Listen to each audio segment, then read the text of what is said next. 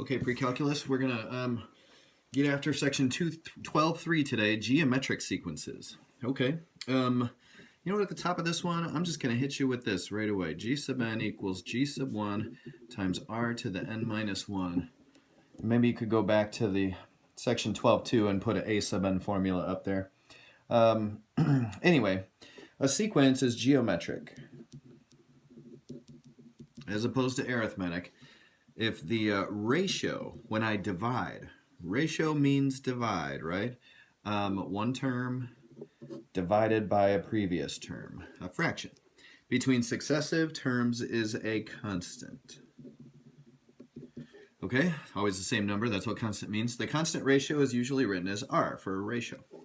Okay, the recursive formula would go like this. G sub 1 is equal to a, and then G sub n, the nth term, would be equal to G sub n minus 1, the previous term, times r. So I'm multiplying. Frequently we put the r in front. So like I got the r in front here 3 times and then 1/2 times. So give the first 6 terms for each and the following. Dang it, this should say geometric sequence. I'll make sure it says that on your notes. Okay, for the first one I got -5. That's what the first term is, and then I multiply by 3. Okay, no big deal, -15. And then I multiply by 3. Okay, -45. And then I multiply by 3. Yeah, I'm going to have to use the calculator on that. 135. And then multiply by 3, it ends up being 405. And then multiply by 3, and it's -1215. Okay, the second one. Start with 360. That's the first term. Multiply by 1/2, that's 180. Know that from trigonometry, yeah? Half of that is 90, half of that is 45, half of that is going to be 22.5, and then if I go half of that's 11 and 0.25, I think. Didn't even need a calculator for that. To determine whether a sequence is geometric, you should divide 2 terms. Now, we did this trick before, and we're going to want to remember something here. Ready? X to the 7 over x to the 2. What do you do to simplify that? I could write out x times itself 7 times here, and x times itself 2 times here, and 2 of them will cancel, and I'll end up with x to the 5. Don't you get it by subtracting the exponents and keeping the base, right? Okay, we're going to take the nth term divided by the n minus 1th term, just like we did in the last section. So it'll go a sub n divided by, or I guess g sub n in this case, divided by g sub n minus 1. We want to see if the ratio is a constant. And that'll be called, of course, the common ratio. Now, if it is a number, it's going to be a geometric sequence. If it's not, if it ends up being some expression, it's not a geometric sequence. And remember this little trick right here. If you got the same base, you can subtract the exponents. Okay, determine whether each sequence is, dang it, that should say geometric. I am a loser. I thought I fixed all this stuff. Geometric, clearly I copied and pasted last section's notes and just changed some things, and I'm not that good at it. Okay, so a sub n minus 1 is going to be 2 to the n minus 1. All right, so a sub n divided by a sub n minus 1. And when we did this with arithmetic sequences, we subtracted, but here, since we're actually dividing to see what's happening, we're going to actually make them a fraction and divide them. So look, it goes 2 to the n over 2 to the n minus 1. At which point, I know it looks really weird to you, notation is crazy, fractions, exponents, but look, it's the same base, and so you just subtract the exponents. So this is equal to 2 to this exponent n minus this exponent n minus 1. N minus 1. Okay, and so that's equal to 2 to the n minus n plus 1. The n's cancel. It's 2 to the 1. It's just 2. Check. This is geometric. All right, the second one. b n minus 1 would be n minus 1 squared. Okay, that's going to be n minus 1 times n minus 1, and that's going to be n squared minus 2n plus 1. So when I go b sub n over b sub n minus 1, here's what I get. N squared over n squared minus 2n plus 1, and that doesn't simplify. I know earlier in the year you guys wanted to cancel this n squared, but you're a lot smarter than that now, and you know that that doesn't simplify. So I'm going to say does not simplify. I'll try and write that in there anyway. So this is not geometric. I have to get a number when I'm done simplifying that. All right, let's go to page 2. Yeah, let's check out some more. One more, because fractions. Ooh, this has got a negative in it and some fractions. So we're going to go Cn minus 1. The previous term is what I'm finding there. That would be 4 times 2/3 to the negative, and then there's a n minus 1 that's going to go inside those parentheses. Check that out. There's a negative, and then I got to replace n with n minus 1. Okay, so this is going to go C sub n over C sub n minus 1. I'm creating a ratio.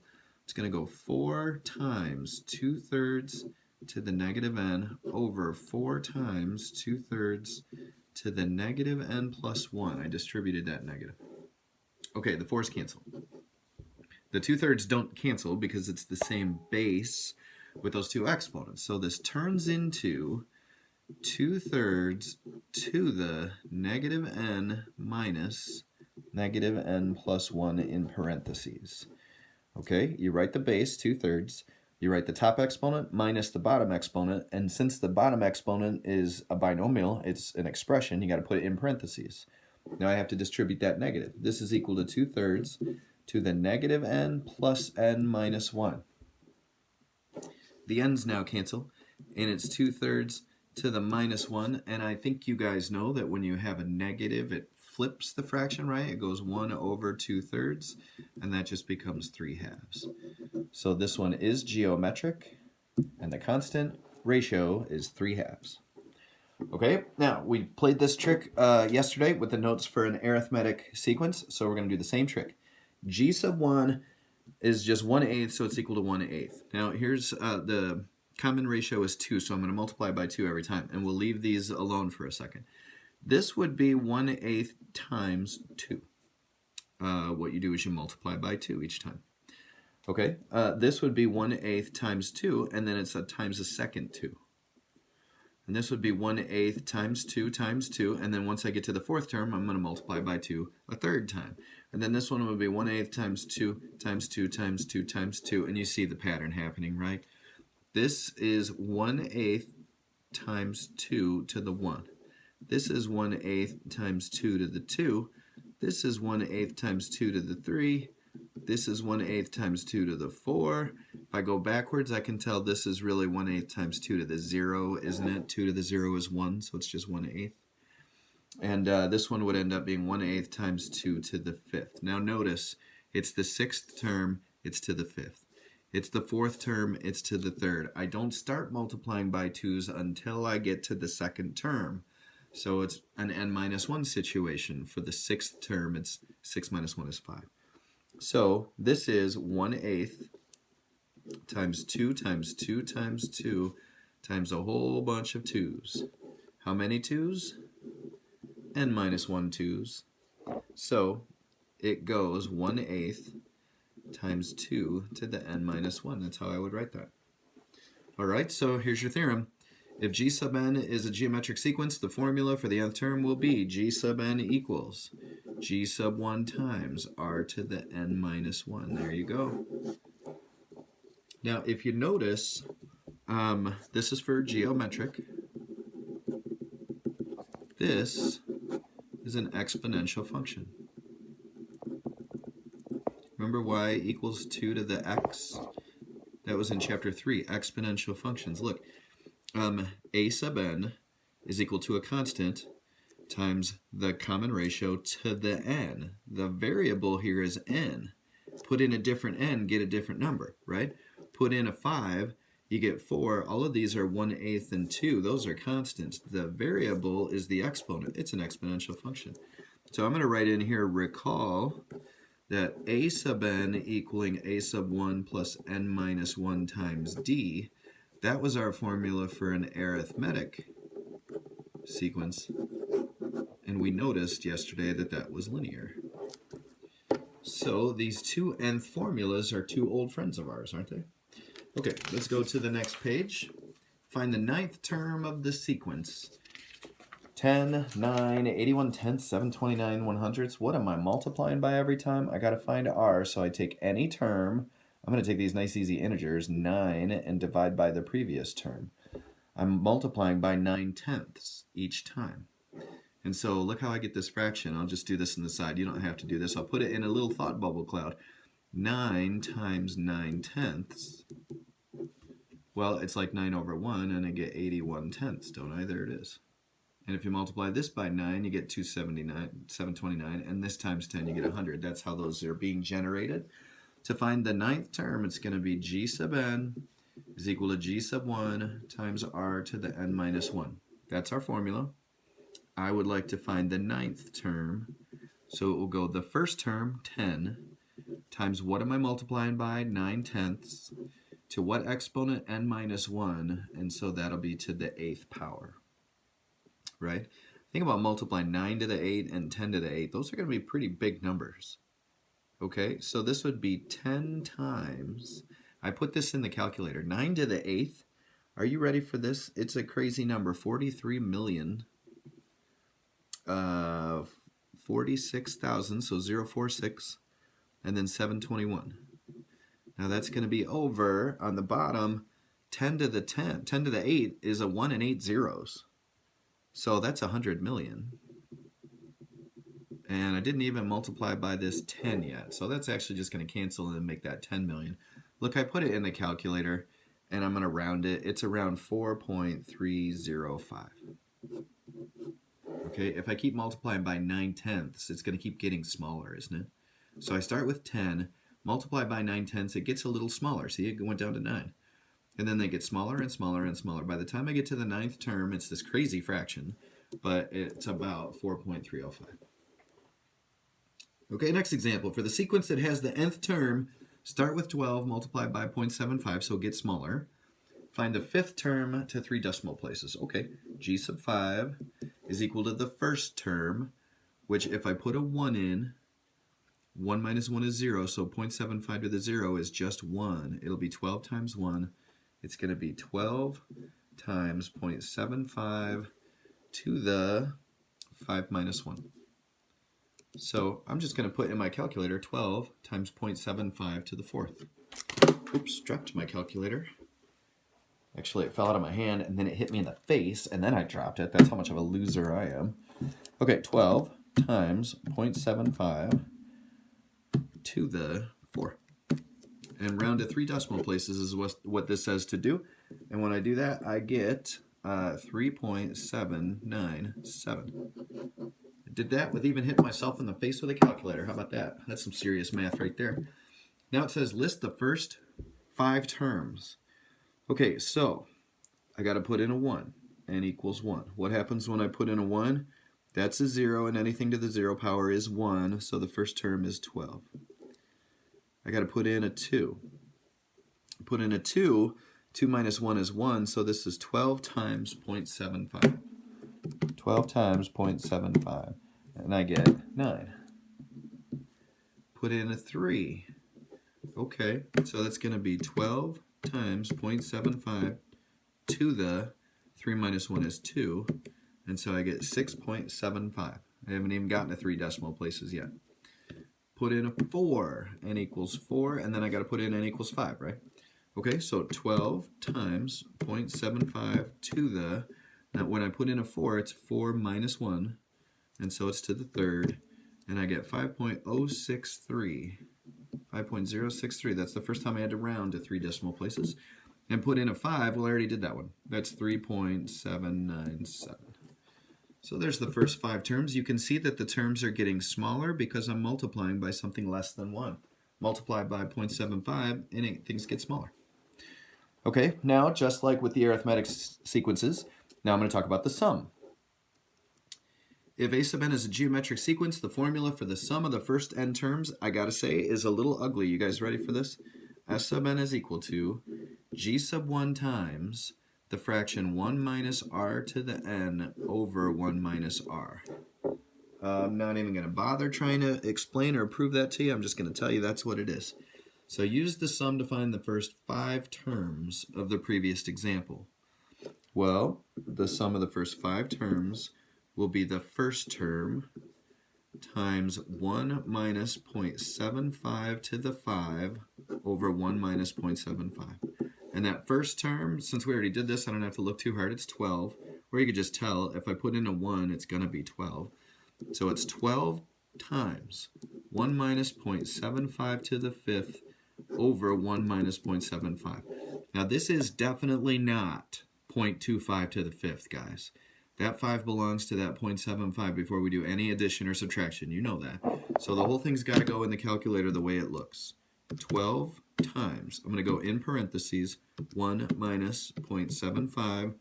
I'm going to raise that to the 5th. And then my calculator gets weird. It wants to keep going as an exponent. So I got to hit the right arrow to bring the cursor back down and then finish my parentheses. Then I'm going to divide by 1 minus 0.75. I do all that and I get 36.609 as my sum of the first 5 terms. Now let's see if that number makes sense. There's my 5 terms.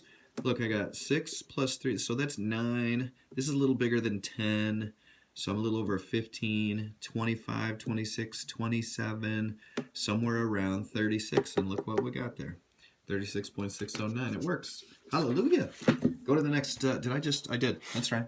Go to the next page and find the indicated sum. So what I did here is I threw you guys a little notation switch.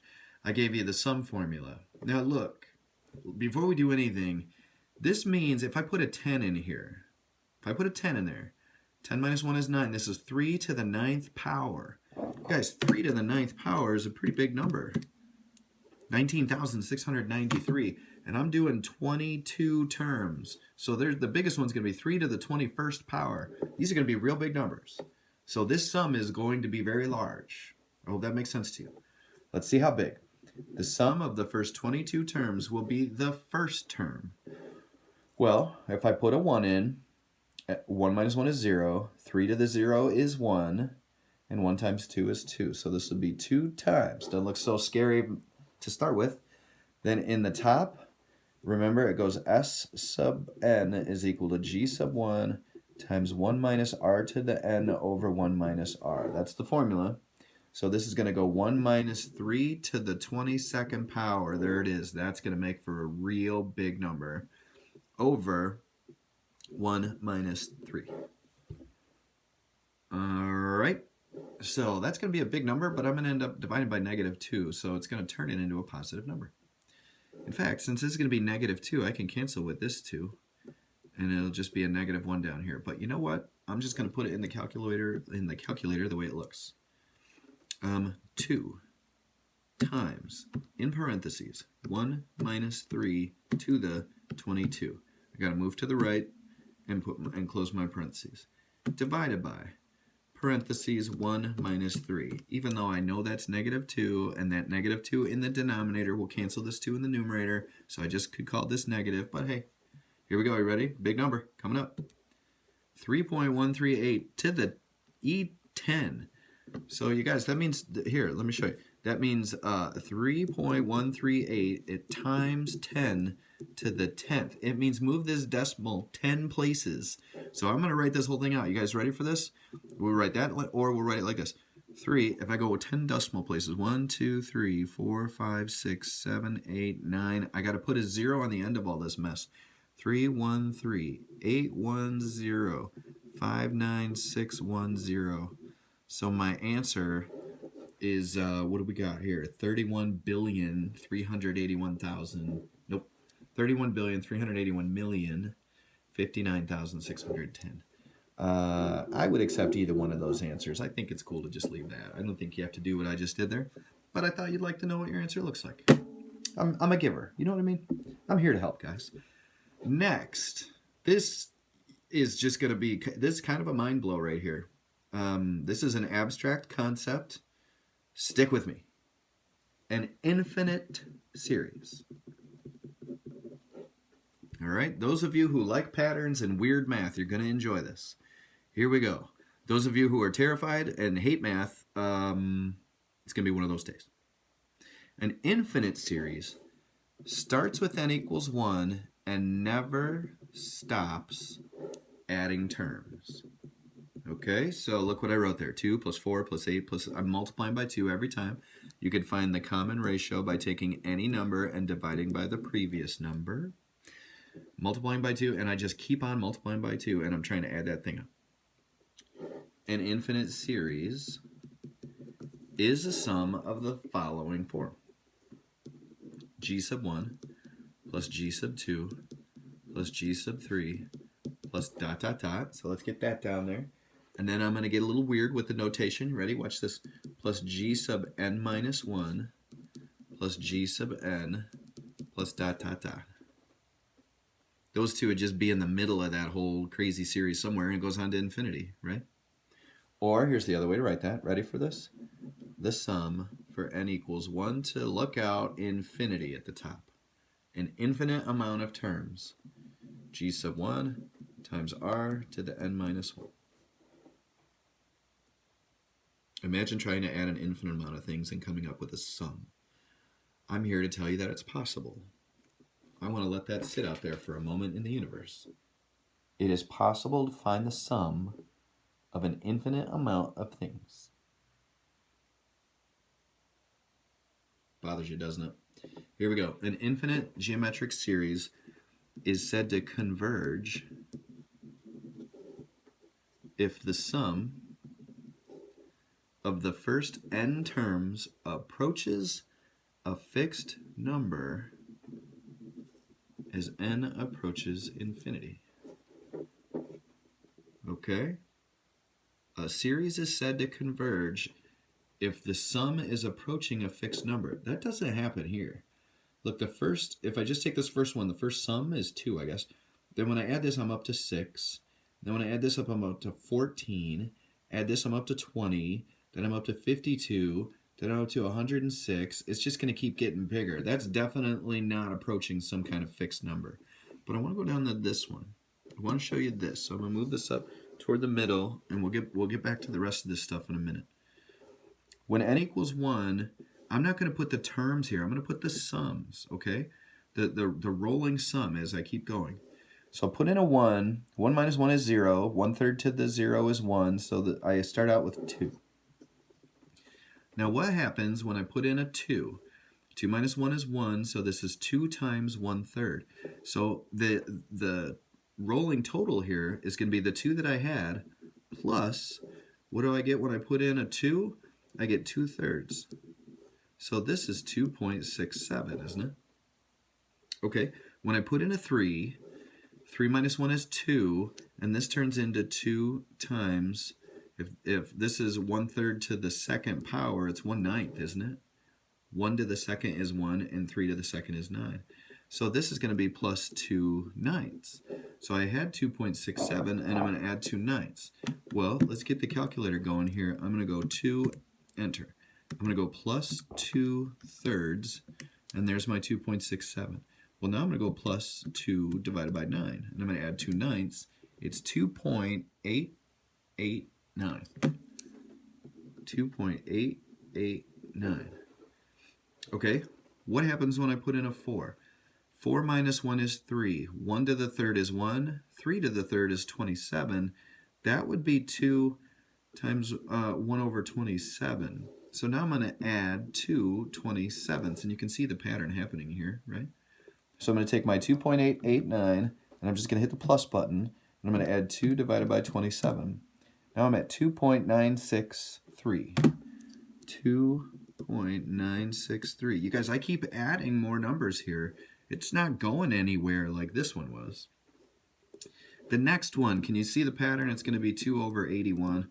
I'm going to multiply by 1/3 again. 27 times 3 is 81. So I'm going to go to this, and I'm going to add 2 divided by 81. And what do I get? 2.988. Okay, so for the next one, I'm going to add, when I put in a 6, it'll be to the 5th. This time it's going to be 2 over 243. That's what 3 to the 5th is. And so, okay, I'm going to go plus 2 divided by 243. What am I at now? 2.999. 6. And then I'm going to go one more.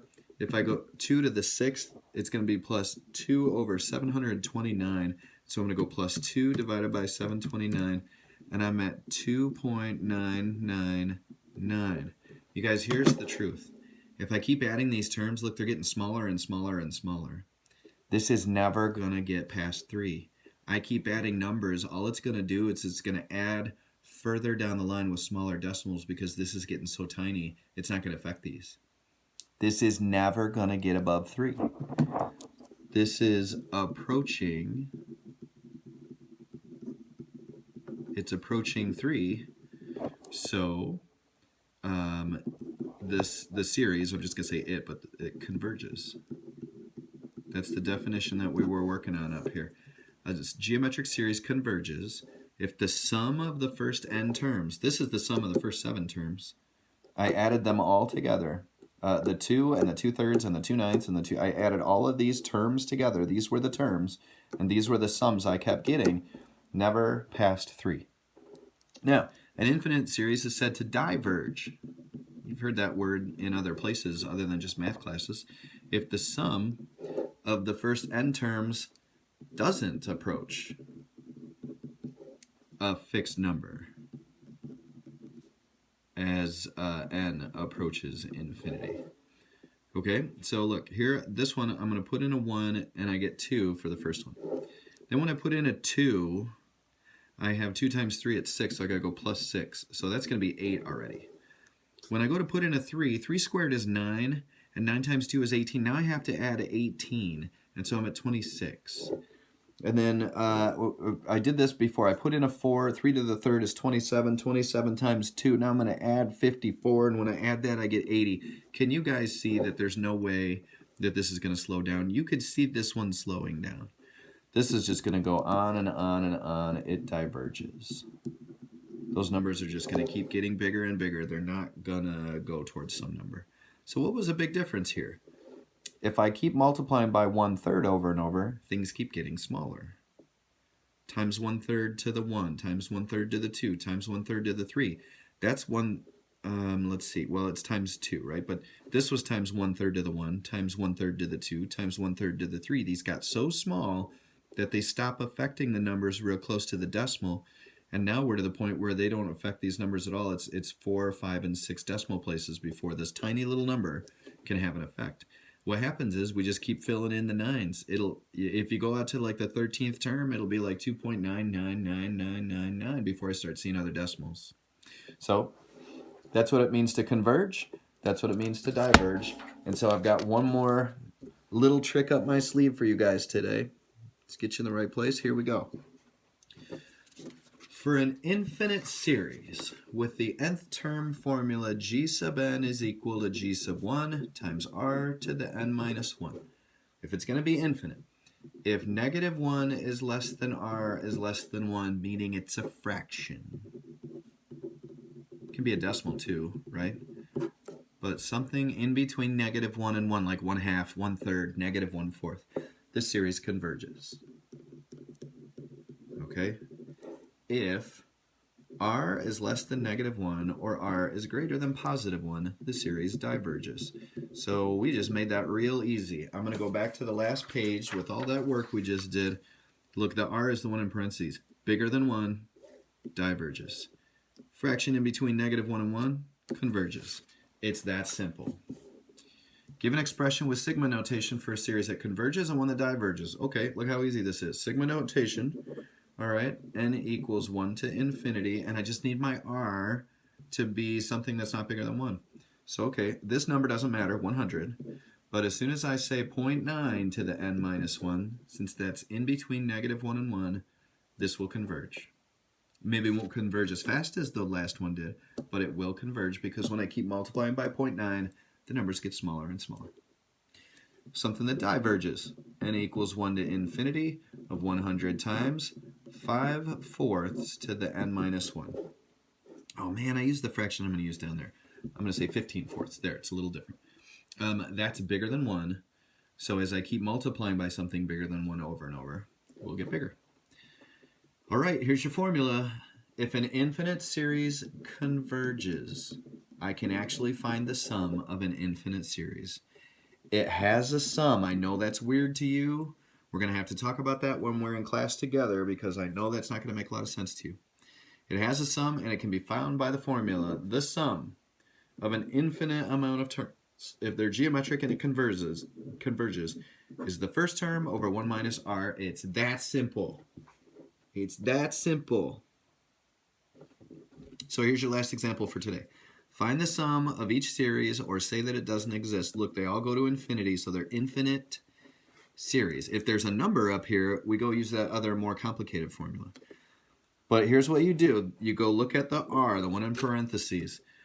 This is 1/3 is definitely less than 1, so it converges. If it converges, we do actually have a sum, and here we go. It will go 12 as the g sub 1 term. If I put a 1 in there, that's to the 0. Anything to the 0 is 1, and 12 times 1 is 12. And they go 1 minus 1/3. Look how easy this is. 12 over 2/3 is equal to 12 times 3 halves. That's 6 times 3. This is just 18. That whole sum is just 18. In fact, let me go back here, and I want to show you guys something. This one converged, right? And we said the sum was closing in on 3. Look at this. The sum is equal to the first one, 2 over 1 minus 1/3. And so that's going to be 2 over, I know you can barely see it, 2/3. And so that's 2 times 3 halves. The 2's cancel, and look at that. The sum is actually 3. All right, the second one. 5/4 is bigger than 1, so the sum does not exist. Why does the sum not exist? Because this series diverges.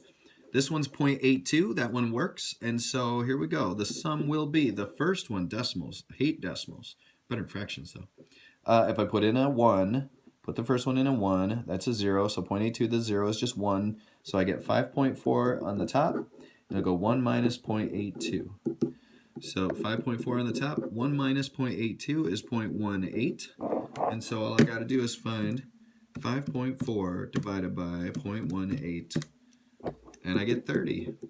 The infinite sum. I know that bothers you.